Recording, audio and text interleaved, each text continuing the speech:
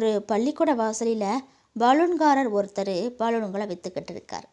அந்த பலூன்கள் எல்லாமே மேலே மேலே பறக்கிற பலூன்கள்.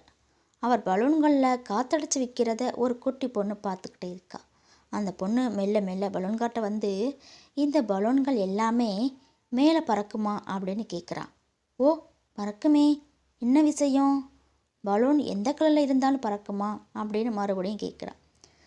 இந்த பொண்ணு ஏன் இப்படி கேட்குதுன்னு பலூன்காரருக்கு புரியவே இல்லை. ஏன் அப்படி கேட்குற அப்படின்னு பலூன்காரர் கேட்குறாரு. இல்லை, பலூன் கருப்பு கலரில் இருந்தால் கூட பறக்குமா அப்படின்னு அந்த பொண்ணு கேட்குது. பலூன்காரருக்கு இப்போ தான் விஷயமே புரியுது. அந்த குட்டி பொண்ணும் கருப்பாக இருக்குது. பலூன் மேலே போகிறதுக்கு காரணம் அதோட கலர் இல்லைம்மா, உள்ளே இருக்கிற வாயு தான்.